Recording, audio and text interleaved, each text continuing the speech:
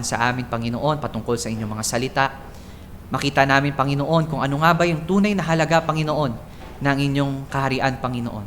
Kung ano yung tunay na halaga o kung ano yung tunay na mahalaga sa aming buhay, Panginoon, na dapat naming bigyan ng atensyon at pagpapahalaga, Panginoon.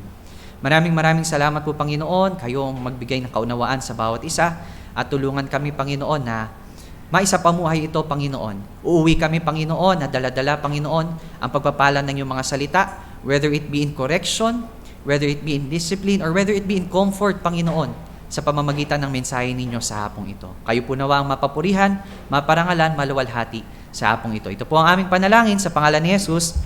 Amen.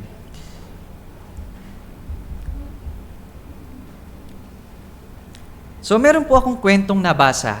No, meron pong isang anak na lumapit sa kanyang ama, sabi po niya doon sa kanyang ama, "Papa, ano po bang halaga ng buhay ko? No, ano po ba yung value ng buhay na meron ako?" So sabi sa kanya ng kanyang ama, o ito, binigyan siya ng isang mamahaling bato. Sabi sa kanya, "Sige anak, pumunta ka sa palengke at ipagbili mo ito. Pag may taong nagtanong kung magkano, itaas mo lang yung dalawang daliri mo. At wag ka nang sumagot." So gayon ginawa ng bata. So pumunta siya doon sa palengke, merong isang babae lumapit sa kanya, sabi niya, "Napakaganda naman yan, magkano mo ba yan ibinebenta?" Sabi nung bata. Tumaas lang siya ng dalawang daliri niya. Sabi niya, dalawang dolyar? Sabi niya gano'n, $2? Sige, bibiling ko yan." Tapos umalis yung bata. Bumalik siya sa ama niya. "Pa," sabi niya, "pagdating ko sa palengke, merong isang babaeng gustong bumili nito sa halagang $2. Sabi ng tatay niya, "O sige, pumunta ka naman sa mall, no, sa gumagawa ng alahas." Sabi niya, "Sige, ipagbili mo to sa kanya. Ganun ulit gawin mo, taas mo lang dalawang daliri mo pag tinanong kung magkano." So pumunta nga siya dun sa isang alaheras o sa isang, sabi natin, pawn shop, ganyan. Tapos pagdating niya doon, tinanong sa kanya, "Magkano mo ba ito binibenta?" Sabi niya, tumaas lang siya ng dalawang daliri. Sabi niya, $200? Sabi niya, "Sige, bibiling ko to." At umuwi siya sa tatay niya. Ganun ulit, sinabi niya, kinuwento niya na, "Ama, may gustong bumili nito sa halagang $200. Sabi ng tatay niya, "O sige, this time, dalhin mo to sa museo. At ganun ulit yung gawin mo, itaas mo lang yung dalawang daliri mo pag tinanong kung magkano. At huwag ka na magsalita." Pagdating niya sa museo, nakita siya nung manager, sabi niya, "Napakagandang bato naman yan." Sabi doon, very rare. Kumbaga, hindi ito usual na nakikita. Napakahirap nitong hanapin. Magkano mo ito binibenta? Sabi niya, nagtaas lang siya ng dalawa. Sabi niya, $200,000? Sige, sabi niya, bibiling ko ito. At bumalik siya sa ama niya. Sabi niya, "Pa, grabe, nung pagdating ko sa museo," sabi niya, "gustong bilhin ito nung manager sa halagang $200,000. So, ano po yung relation nito sa topic natin today? So sabi dito, the kingdom of God is of great value. It is more precious than this gem na binibenta ng bata. Even more precious than the universe. Pero hindi lahat ng tao ay nauunawaan ang halaga nito. Hindi lahat ng tao nauunawaan kung ano nga ba yung tunay na halaga ng kaharian ng Diyos. So only the person who knows the true value of the stone treasures it most. Diba, even yung manager, willing siyang bayaran sa halagang $200,000 kasi nakita niya yung halaga nung bato na yon. So, sila na nakakaunawa ng halaga ng kaharian ng Diyos ang magpapahalaga lamang dito at willing na i-let go ang lahat ng meron sila makamit lamang yung kaharian ng langit o yung kaharian ng Diyos. So this afternoon, we will talk about the life's greatest treasure. Ano ba yung pinakamahalagang kayamanan natin dito sa mundo? O ano ba yung pinakamahalagang dapat na meron tayo? Dapat nating pahalagahan dito sa mundo? So, dito makikita natin, gumamit si Kristo ng talinhaga or parable. So, ano nga ba yung parable or yung talinhaga?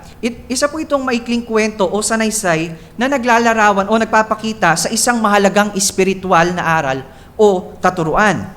No, dito sa Biblia, makikita natin yung parable, ginamit siya bilang pagpapakita o paghahambing ng isang bagay sa lupa upang ipaliwanag yung mga bagay sa espiritual. So ito ay isang paraan ng pagtuturo na madalas ginagamit din ng mga mangangaral na Hudyo, no, mga Arabs, o maging sa sa silangang parte ng mundo. At ito ay madalas na ginamit ni Kristo upang ipaliwanag ang mga bagay sa espiritual. So bakit nangaral si Kristo sa pamamagitan ng talinhaga? Alam naman natin yung talinhaga, hindi natin siya pwedeng i-take literally. 'Di ba? Kagaya nung dito ang ginawa para makita yung treasure na yon, anong ginawa? Kailangan magbungkal, kailangan maghukay. 'Di ba? So hindi natin pwedeng i-take yung word of God literally. So dapat nating hukayin sa pinakakatotohanan nito. So we must take effort para alamin kung ano nga ba yung sinasabi ng salita ng Diyos. So same question mula sa mga disipulo sa verse 10 kung ating babasahin. Sa chapter 13 din po, sabi ng mga disipulo, lumapit ang mga alagad at tinanong si Jesus, bakit po ninyo dinadaan sa talinhaga ang inyong pagtuturo sa kanila? Ang naging sagot ni Jesus Christ, sumagot siya, ipinagkaloob sa inyo ang karapatang maunawa ng hiwaga tungkol sa kaharian ng langit, ngunit hindi ito ipinagkaloob sa kanila. Sa verse 13 sabi dito, nagsasalita ako sa kanila sa pamamagitan ng talinhaga sapagkat tumitingin sila, ngunit hindi nakakakita. At nakikinig ngunit hindi naman nakakarinig ni nakauunawa man.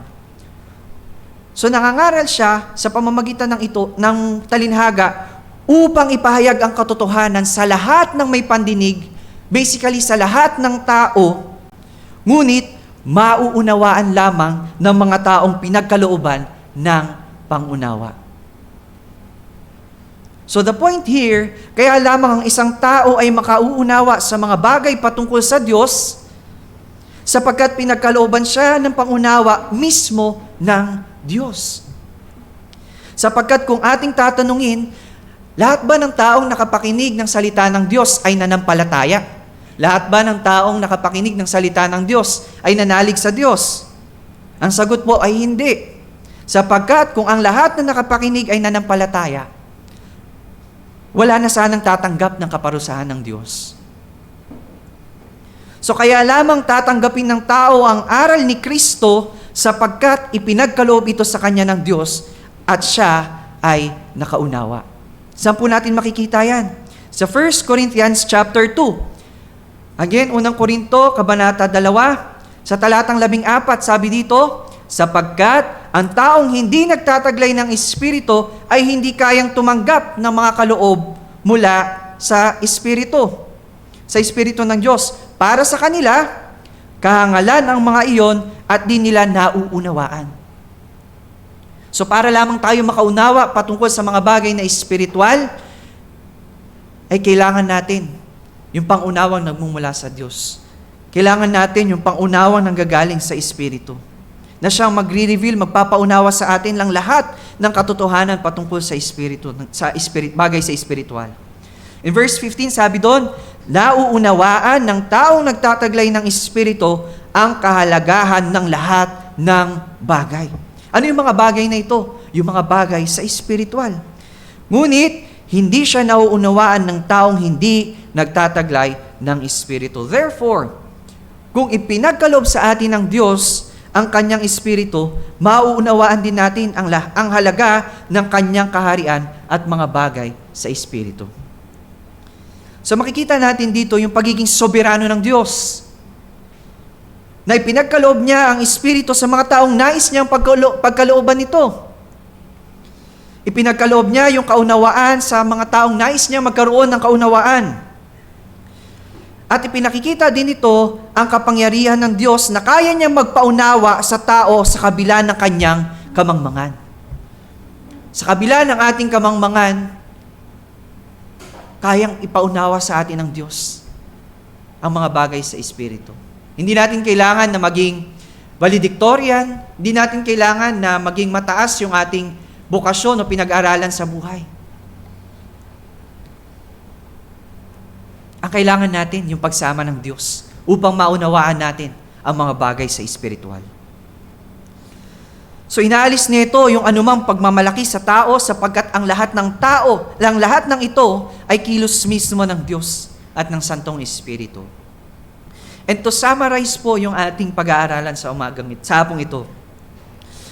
The kingdom of God is so valuable, so precious, that losing everything on earth, losing everything in our lives, even our lives, in order to gain this kingdom of heaven, is a great deal.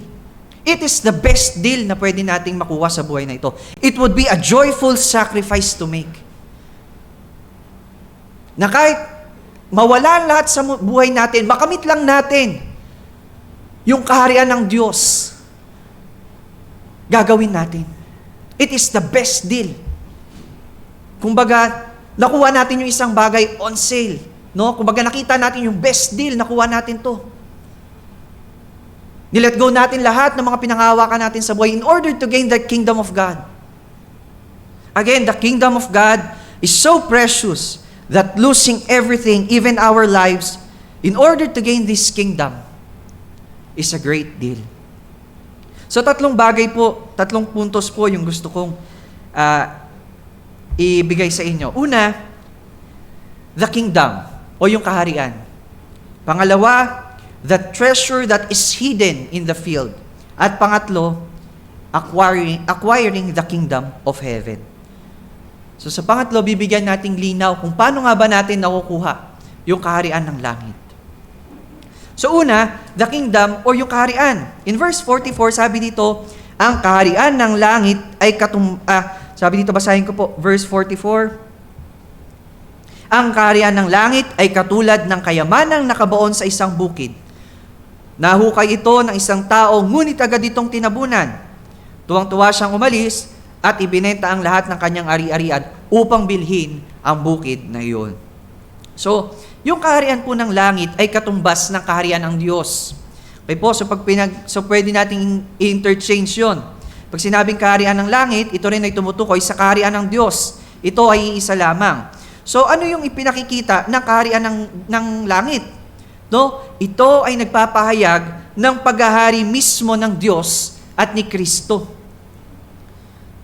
So, namnamin natin yung salitang kingdom. No, sa panahon ng mga hari at reyna, no, panahon ng mga kaharian. So ano po yung unang pumapasok sa isip natin pag pinag-usapan natin yung salitang kingdom? No? So marahil unang pumapasok sa isip natin pag binanggit yung salitang kingdom, no, sa mundo, sa sense ng mundo natin, no, it is a combination ng dahil sa mga digmaan, no, may panahon ng pagkatalo, may panahon din ng pagkapanalo. No, may panahon ng karangyaan, meron ding panahon ng kahirapan, no, sa mga kaharian. So sa usapin ng kaharian ng Diyos naman, sa kahariang itinatag mismo ng Diyos, ito ay purong katagumpayan. This kingdom is perpetually reigning. Yung kingdom na itinatag ng Diyos. No, pinagtagumpayan na nito lahat ng mga bagay na naglalayo sa atin, sa Diyos, sa walang hanggang kagalakan mula sa presensya ng Diyos. And yung demonstration ng reigning ng Diyos, ng kingdom ng Diyos, ay ipinakita ng Diyos sa pamamagitan ni Kristo. This was demonstrated through His Son, Jesus Christ.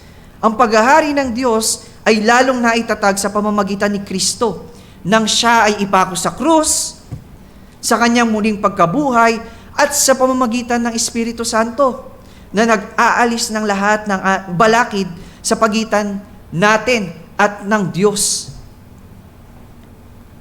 So when you have God and God is ruling over your life,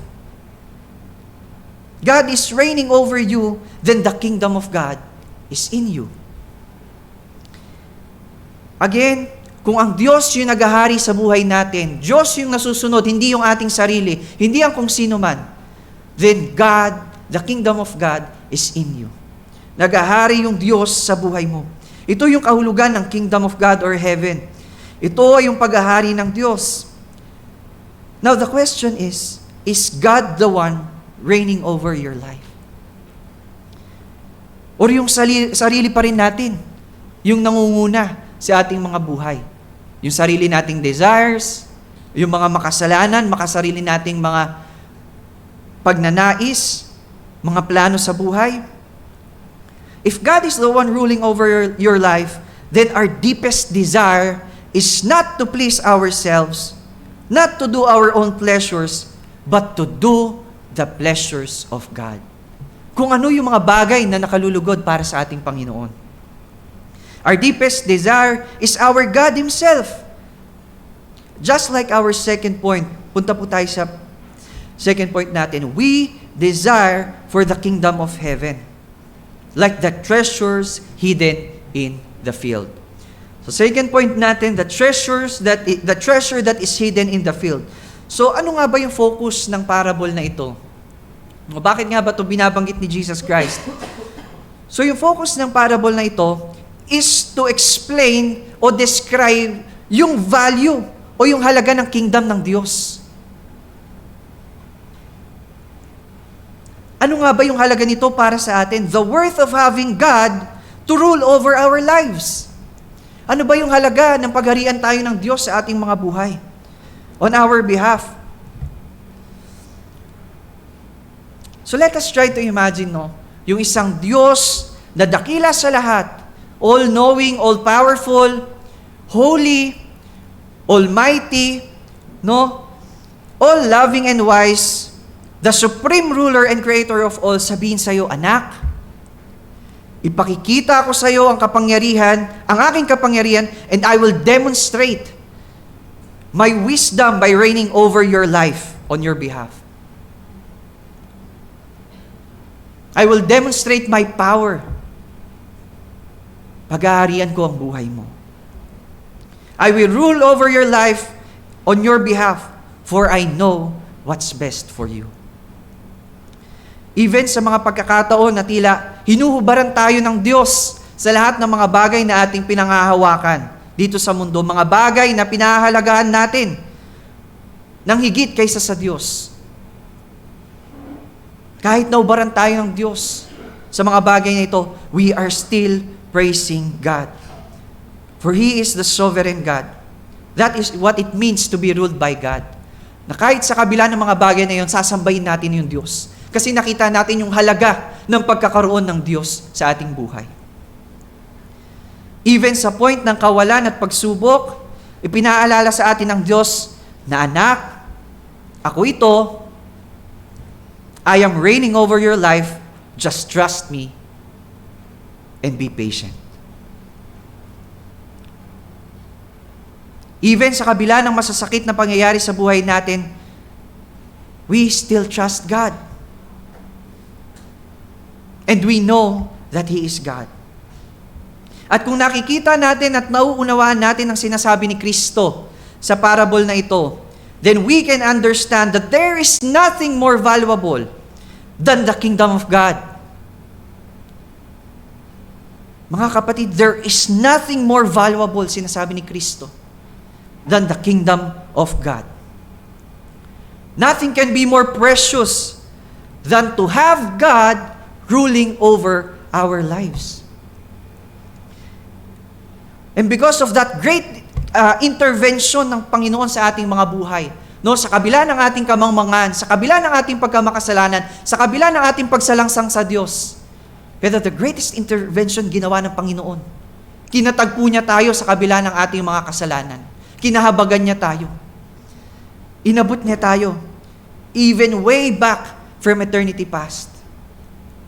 So there is nothing more precious to us, not our careers, hindi ang ating mga asawa, hindi ang ating mga anak, nor even our families, but God. Our deepest desire and life's greatest treasure for the children of God is to be ruled by God. Life's greatest treasure para sa mga anak ng Diyos ay ang Diyos mismo. At dahil dyan, hindi katakataka na ang kaharian ng Diyos ay inihalin tulad sa isang kayamanan na willing i-sacrifice ng taong ito lahat ng meron siya para lamang makuha yung kayamanan na ito. Yung kayamanang hindi nasisira, kayamanang pang walang hanggan, at kayamanang nagmumula mismo sa Diyos. Now, paano nga ba natin makukuha yung kayamanang ito? So punta tayo sa pangatlong point natin. Acquiring the kingdom of heaven. Paano nga ba natin makukuha yung kaharian ng Diyos? So sa pangatlong puntong ito, gusto ko pong bigyan ng paglilinaw kung paano nga ba natin nakakamit yung kaharian ng Diyos. No? At bilang paglilinaw, sinasabi ko na po na hindi po natin mabibili o hindi po ipinagbibili ng Diyos kailanman ang kanyang kaharian. Kahit na binanggit dito, sa verse 44 sabi doon, tuwang-tuwa siyang umalis at ibinenta ang lahat ng kanyang ari-arian upang bilhin ang bukid na iyon.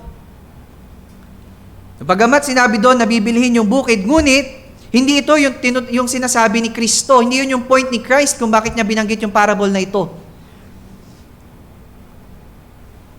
So babalik tayo sa purpose ng parable na ito. Ano bang purpose na ito? Upang ipakita yung halaga ng kaharian ng Diyos. So ipinakikita lamang nito sa parable na ito na naroroon yung matinding desire ng taong ito na makuha yung kayamanan na iyon. Na willing siyang i-let go lahat ng meron siya sa kapalit lamang na makuha niya, makamtan niya yung bukid na iyon, yung treasure na iyon.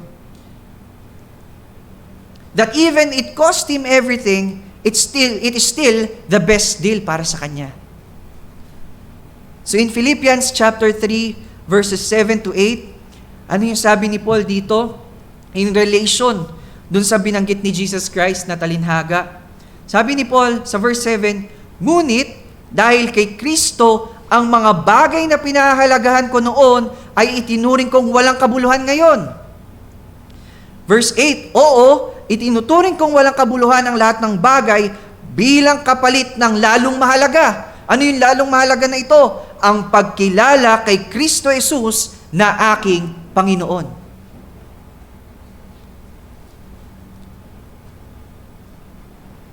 So dito, binibigyan din ni Paul kung ano yung sinasabi ni Jesus Christ. The greatest treasure na meron dapat tayo na dapat nating pahalagahan ay yung pagkakilala natin, makilala natin si Kristo bilang ating Panginoon. At ang lahat ng bagay ay ipinalagay kong walang kabuluhan at itinuring kong basura, makamtan ko lamang si Kristo. Dagdag pa ni Paul. So the treasure of Paul is no longer in this world, but is Christ. Sa makatuwid, sinasabi ni Paul na itinuring niyang walang kwenta ang lahat ng bagay na meron siya in comparison kay Jesus Christ upang makamtan niya mismo si Kristo Jesus. In other words, mas pinahahalagahan ni Paul ang makamtan si Kristo sa buhay niya kaysa ang mga bagay na dati niyang pinahahalagahan.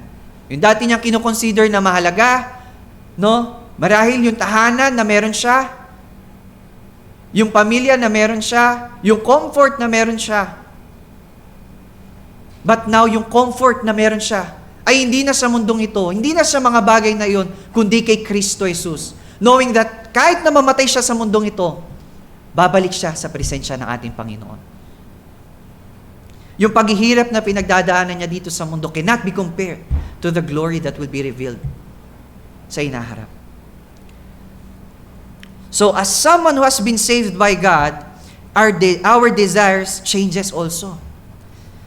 And our worldview nagbabago din. We desire more of God and less of ourselves. So kung meron ng Diyos sa ating mga puso, hindi na tayo pinangungunahan ng ating mga sarili. Ang ating desire ay kung ano yung nakalulugod sa Panginoon. Dati, madali na lang sa atin ang magkasala, pero now we have struggle against sin. Kasi nakita natin na hindi ito yung nakalulugod para sa ating Panginoon.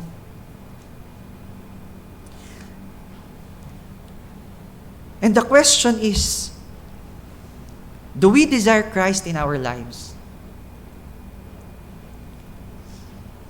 Nais ba natin na pagharian tayo ng Diyos o mas gusto pa rin nating masunod ang ating mga sarili?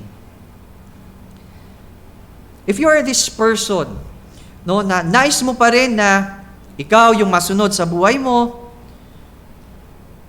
nais mo pa rin na ikaw yung mag-decide kaysa sa Diyos, no? Na tila parang tingin mo, pinangungunahan lang ako ng Diyos. Hindi naman yan yung gusto ko. Bakit ito yung nangyayari? Ayoko na nga lumapit sa Diyos. Ayoko na magdasal. Kasi yung pinagdadasal ko, kabaliktaran yung nangyayari. Kung sinasabi mong, o kung ikaw naman yung tao na sinasabi mong, sumusunod ako sa Diyos, pero mas nasusunod pa rin yung ating sarili kaysa sa Diyos, beware, brothers and sisters. Baka tayo ay professing lang. But if you are this person na wala kang pagkakilala sa Diyos, ngunit nakita mo ngayon yung halaga ng paghahari ng Diyos sa iyong buhay. Nakita mo ngayon yung iyong kawalan, yung iyong kakapusan, and yung pangangailangan mo ng Diyos. I encourage you to come to God in prayer. You repent, magsisi ka sa iyong mga kasalanan, and seek God's forgiveness. And let God direct your path. Magpatuloy ka sa paglakad sa Diyos. Let God direct to the path He has prepared for His children. Now let's go back dun sa Matthew chapter 13 verse 44, yung ating pinag-aaralan. No, dito binanggit, ipinagbili ng isang tao ang kanyang ari-arian upang makamtan yung kayamanan o kaharian ng Diyos. In comparison dun sa Philippians chapter 3 verse 7 to 8, yung binanggit ni Paul, sabi dito, Paul suffers the loss of everything he has in order to gain Christ. So the point again is not that the kingdom can be bought, hindi dahil kayang bayaran yung kaya nating bilhin or pinagbibili yung kaharian ng Diyos. But the point is, ipinakikita na ito yung halaga ng kaharian ng Diyos. Even si Jesus Christ ay nagpahayag kung paano ba natin makakamtan o paano makakamtan ng isang tao ang kaharian ng Diyos.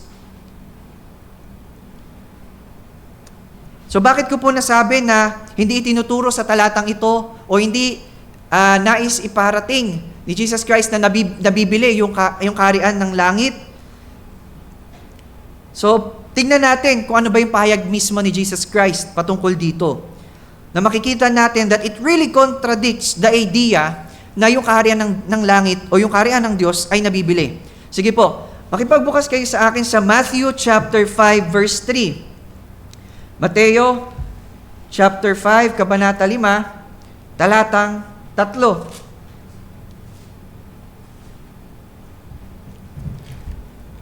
Pakinggan po natin yung sinasabi ng salita ng Diyos patungkol sa kaharian ng langit. Sabi dito, mapalad ang mga dukha sa espiritu sapagkat kanila ang kaharian ng langit.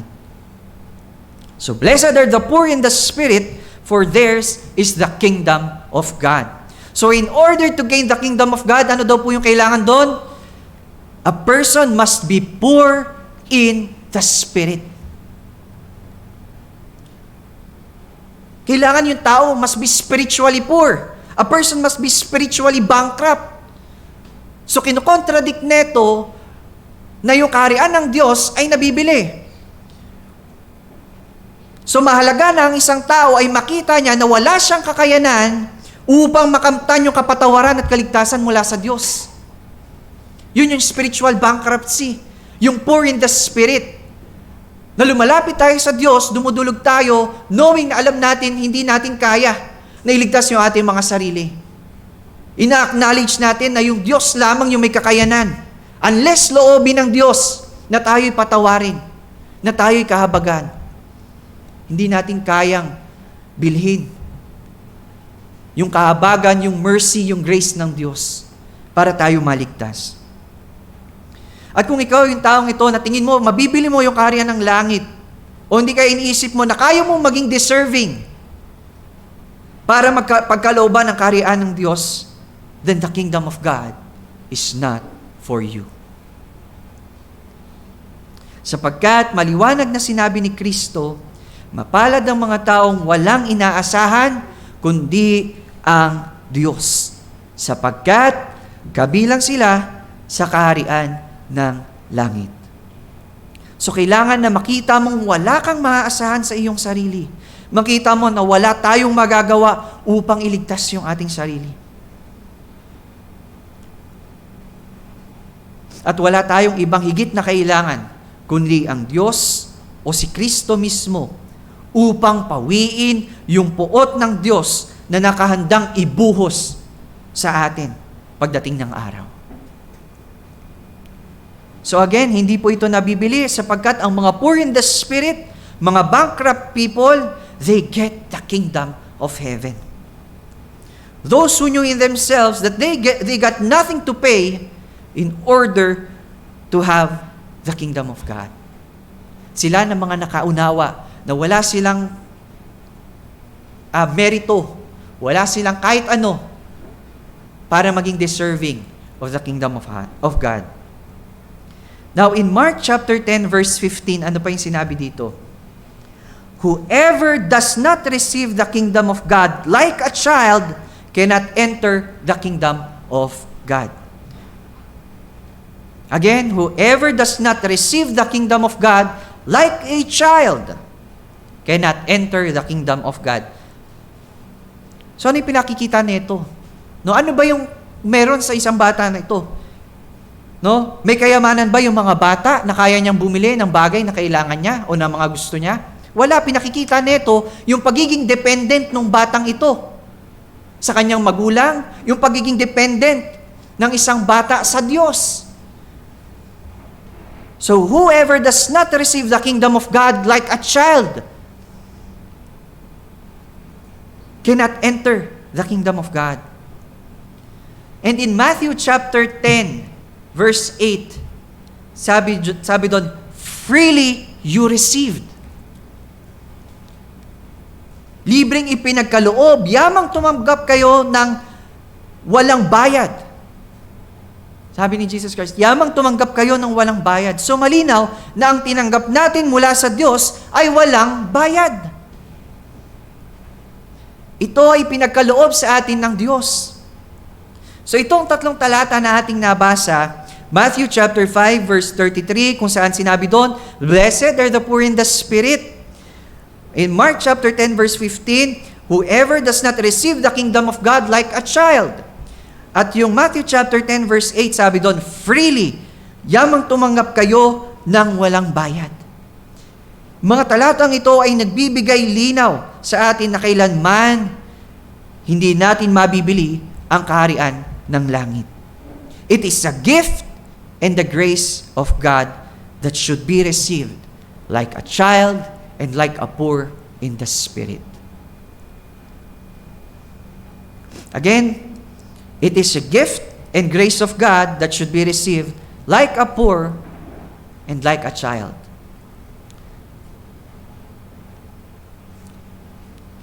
Sapagkat ano yung pinagkatulad ng isang mahirap at ng bata, no? Pareho silang walang pagmamay-ari. At higit na nagbibigay kagalakan sa kanila, yung makatanggap sila ng isang regalo.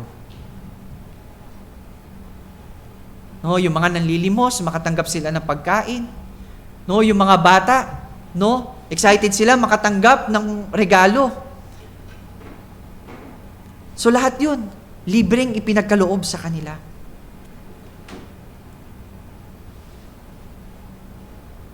So yung tinuturo sa atin din ng Panginoon sa araw na ito ay ang katotohanan hindi natin makakamit ang kaharian kahit pa atin itong pagsumikapan.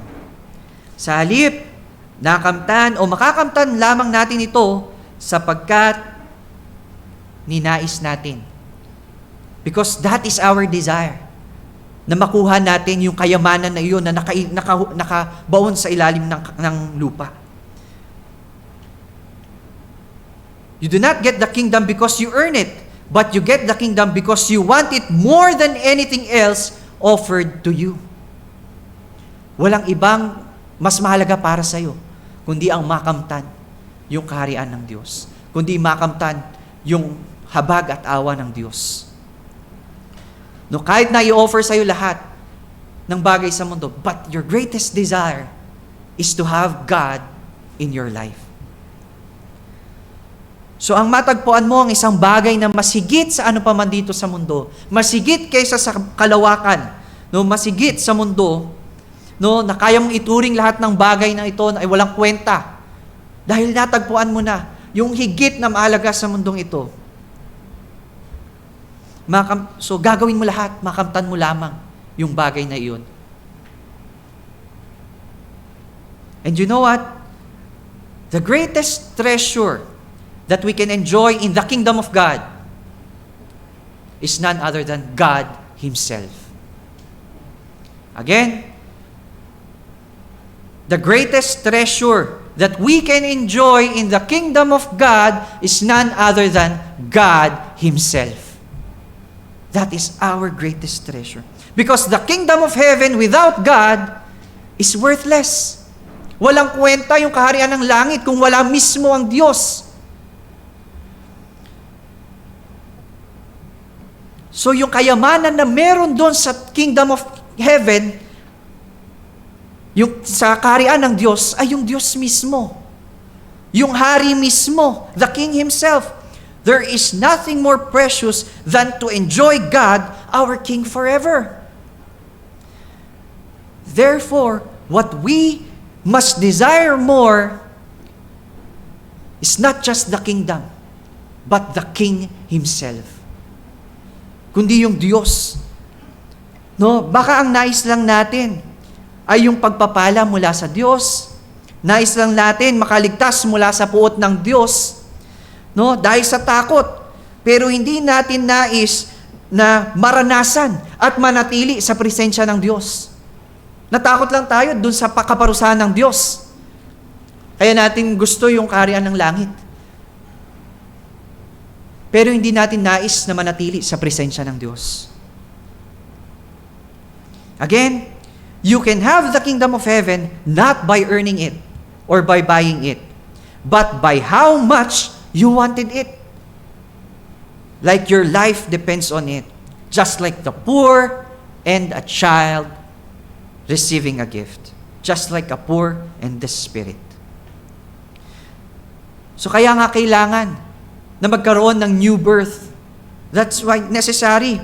Para na magkaroon tayo ng kapanganakan, kailangan maipanganak tayong muli. Because most people doesn't want the kingdom, for they hate God. Again, mahalaga na magkaroon tayo ng new birth. Because most people doesn't want the kingdom, for they hate God. Paano ko po nasabi? In Romans chapter 1, verse 30 to 32, anong sabi doon? They slander people, and they hate God. They are rude and proud, and they brag. They invent ways to be evil. And they are disobedient to their parents. Verse 30 pa lang po yun. No, kung titingnan natin sa mundong ito, talamak yung lahat ng uri ng pagkakasala, lahat ng klase ng imoralidad. No? Ngayon, sa ibang bansa, ipinaglalaban na rin yung pro-abortion. No, na sinasabi nila na habang nasa sinapupunan, hindi pa yan buhay. Hindi pa yan tao. Na walang murder na nangyayari. But life starts at the point of conception. Ma-fertilize pa lang yung egg, may buhay na doon. So kahit tila gamunggo pa lang yung size nung bata sa sinapupunan ng kanyang ina, meron na tong buhay. At alam natin na ang may-ari lamang ng buhay ay ang Diyos. And to take it in our hands is the same as committing murder. So again, they invent ways to be evil. Ano pa? No? Immoralidad, yung LGBTQ. Ngayon, ipinaglalaban nila na kung ano yung feeling nila. No? Talagang palala ng palala dati. Marami lang gender. Ngayon, Kung ano na yung nararamdaman mo ngayon, pwedeng yun na rin sila. Kung feel mo aso ka ngayon, pwede kang maging aso. Kung pwede kang pusa ngayon, kung nararamdaman mo pusa ka na ngayon. No, they are inventing ways to be evil. Yun yung sinasabi ng Romans. They invent ways to be evil and they are disobedient to their parents. They are without understanding, disloyal, without affection, and without mercy. Though they knew God, they know God's decision that those who persist in such practices deserve death. They not only keep doing these things, but also approve others who practice them. So kahit na may idea sila, alam nila na kinapupuotan ng Diyos yung mga ganong practices, pero sila'y nagpapatuloy at ano pa? They agree to those people who practice the same thing. No, kaya nga sinasabi sa Bible, tell me who your friends are, and I tell you who you are. Birds of the same feather flocks together.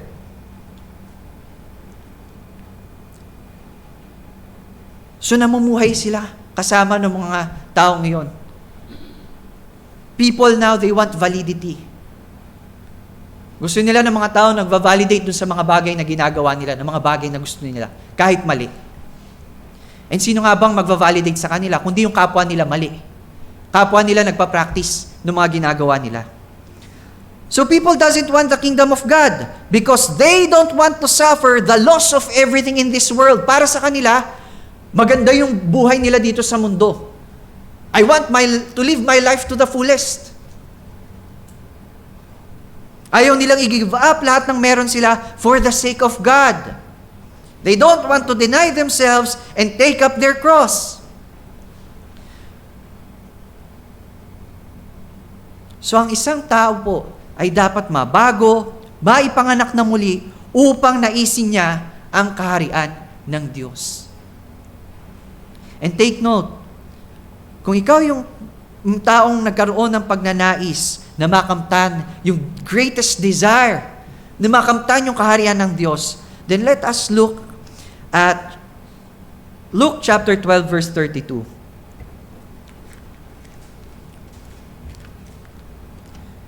Lucas, Kabanata 12, talatang 32. Ano po yung sinasabi dito? Kung ikaw yung tao na may malalim na pagnanais na makamtan yung kaharian ng Diyos, ito po yung sinasabi dito. Verse 32, huwag kayong matakot, munting kawan, sapagkat nakalulugod sa inyong Ama na ibigay sa inyo ang kaharian. In English, sabi dito, do not be afraid, little flock, because the Father delights in giving you the kingdom. So God loves to give His kingdom. Nais ibahagi ng Diyos, ipagkaloob ng Diyos yung kanyang kaharian. He loves to give it to those who really wanted it more than anything in this world. And sila na mga nagkaroon ng kaalaman na hindi nila ito makakamtan unless ipagkaloob sa kanila ng Diyos. So again, the point of the parable is that the kingdom of God is more valuable and incomparable. Na kahit mawala ang lahat sa buhay natin, makamtan lang natin yung kaharian ng Diyos. That is the best deal para sa atin. And second point ng parable na ito is that to lose everything, to deny everything in this world, even ourselves, with joy, in order to receive that kingdom. No? Nandun yung willingness. Ano yung sabi doon sa talatang 44? Sabi doon sa talatang 44 sa Matthew chapter 13, tuwang-tuwa siyang umalis at ibinenta ang lahat ng kanyang ari-arian. So mahalaga, no, yung kagalakan. Mahalaga yung joy na nandoon. Huwag nating kalimutan yung salitang joy. The word joy, alam niyo po ba yung yung salitang joy ay nagmula sa Greek word na kara. At ito po ay hango sa salitang charis, no? Nang ibig sabihin din sa Greek ay grace. So from charis, naging kara. From grace, nagkaroon ng joy. Therefore, true joy is derived from grace. Ang totoong kagalakan ay natatagpuan at nagmumula sa biyaya. Ang makamtan mo ang biyaya at kahabagan mula sa Diyos ay isang wagas. Is enough to give us an everlasting joy. No, yung wagas na kagalakan at walang katumbas.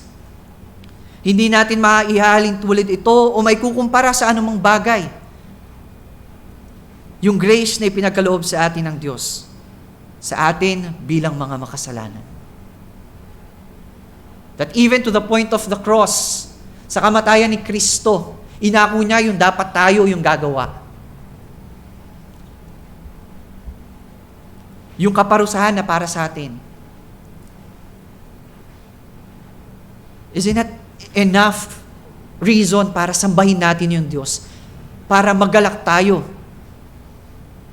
at purihin natin yung Diyos. In verse 44, again, tuwang-tuwa siyang umalis. Dahil sa kagalakan na nakamtan ng taong ito, nang makita niya yung kayamanan sa bukid, wala siyang pakialam. Kahit na ibenta niya yung lahat ng meron siya, makuha lamang niya yung kayamanan ng kanyang nakita. So wala siyang pakialam kahit natanggihan niya ang mga bagay sa lupa. Wala siyang pakialam kahit natanggihan niya maging ang layaw ng kanyang sarili. No? Sabi doon, kahit yung marahil, yung tahanan, lahat ng ari-arian niya yung tahanan, yung comfort na meron siya, ipinagbili niya, makamit lamang niya yung kayamanang iyon. Tinanggihan niya lahat ng layaw ng kanyang sarili sapagkat natagpuan niya ang tunay na kagalakan. Natagpuan niya ang tunay na kayamanan at ito ay sa piling ng Diyos sa kanyang kaharian. At isang bagay pa po na dapat magbigay sa atin ng kagalakan ay ang katotohanan wala tayong ginawa. Wala tayong ginawa upang makamtan yung kaharian ng Diyos. Hindi natin kailangan magtrabaho, hindi natin kailangan pagsumikapan yung bagay na ito, sapagkat ito'y kusang loob na ipinagkaloob ng Diyos. Freely, you received.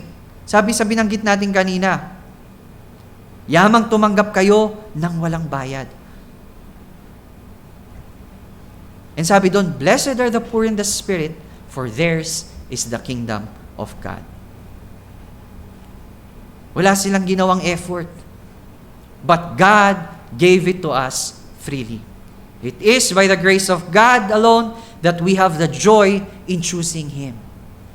Pinagkalooban tayo ngayon ng kakayanan ng Diyos na piliin siya. Hindi dahil kaya nating piliin ang Diyos, kundi dahil sa kakayanang ipinagkaloob mismo sa atin ng Diyos to desire Him. Na naisin natin yung Diyos. Naisin natin yung katuwiran. Dati walang humahanap sa Diyos, sabi sa Romans. Pero pinagkalooban tayo ng Diyos ng desire to search for Him, to seek God. Napiliin natin siya. Again, wala tayong ibang ginawa, kundi ang tanggapin lamang yung regalong ipinagkaloob sa atin ng Diyos. Yun lang yung ginawa natin. Even in our salvation, wala tayong ginawa. Ang ginawa lang natin is tanggapin yung regalong ipinagkaloob sa atin ng Diyos. At kaya lamang tayo tatanggap dahil pinagkalooban tayo ng Diyos ng panibagong buhay. In Ezekiel chapter 36, verse 25 to 27. Lahat yon ang Diyos ang gumawa. Siya ay nagkaloob ng bagong puso, from a heart of stone to a heart of flesh. He sprinkled yung blood sa atin. Lahat yun ang Diyos ang gumawa. So the challenge para sa atin, dahil ang Diyos ang nagpaunawa sa atin na tayo ay nakatanggap ng kapatawaran dahil lamang sa kanyang habag. Kaya naman, I encourage everyone na sikapin nating sumunod sa Kanya ng may kagalakan. Sikapin nating magpatuloy sa lahat ng kaparaanan ng biyaya ng Diyos ng may kagalakan. At ang pagsunod sa Kanya, kailanman hindi magiging kabigatan para sa mga taong nakita ang halaga ng kaharian ng Diyos. Ang halaga ng pagharian siya ng Diyos sa kanyang buhay. And bilang application, losing everything in this world will not be a burden, but a product of joy for God's kingdom. Again, losing everything in this world will not be a burden for us, but a product of joy for God's kingdom. Kagaya ng sinabi ni Paul, oo, itinuturing kong walang kabuluhan ng lahat ng bagay bilang kapalit ng lalong mahalaga ang pagkakilala kay Kristo Jesus na aking Panginoon. So ang lahat ng bagay ay pinalagay kong walang kabuluhan at itinuturing kong basura, makamtan ko lamang si Kristo. Makamtan ko lamang si Kristo. So dalawang tanong po yung nais kong iwan sa inyo sa hapong pong ito. Una, nasaan nga po ba yung kayamanan natin? Where does your treasure lies? Ito ba ay nasa mundo, nasa ating sarili, o nasa kaharian ng Diyos? Matthew 6 verse 21, sapagkat kung saan naroroon ang iyong kayamanan, ay naroroon din ang iyong puso. So nakikita sa ating desire, what we desire most, nandun yung ating kayamanan. Kung mas pinahahalagahan natin yung mga bagay sa mundo, maybe our treasure is this world. Yung kayamanan natin ay yung mundong ito. Pero kung yung kayamanan natin, yung kagalakan natin, yung comfort natin, ay nakikita natin sa Diyos, we desire more of God. No? We treasure the kingdom of God that we desire more of God. So again, the first question, do we treasure the world that we desire more of the world? Or we treasure the kingdom of God that we desire more of God? So, in Matthew chapter 13, yung pagpapatuloy natin sa verse 45 to 46, malapit na rin po tayo magtapos. No? Sa verse 45 to 46, basahin natin, sabi doon, ang kaharian ng langit ay katulad din ng isang negosyante na naghahanap ng mga mamahaling perlas. At nang makakita siya ng isang perlas na napakahalaga, umuwi siya at ipinagbili ang lahat ng kanyang ari-arian. At binili ang perlas na iyon. At basahin din natin yung Matthew chapter 7 verse 6. Sabi doon, huwag ninyong ibigay sa mga aso ang banal na bagay, baka pagkatapos ay kayo pa ang balingan at sakmalin nila. Huwag ninyong ihagis sa baboy ang inyong mga perlas sapagkat yuyurakan lamang nila ang mga iyon. So my second question, mula sa dalawang talatang ito na ating binanggit, how do we treasure the kingdom of God? Paano natin pinahahalagahan yung mga means of graces of God? Yung mga kaparaanan ng Diyos. Paano natin pinahahalagahan yung Diyos mismo? Kagaya lang ba tayo ng mga aso at baboy na niyuyurakan yung mga perlas at mga banal na bagay? Or even yung salita ng Diyos?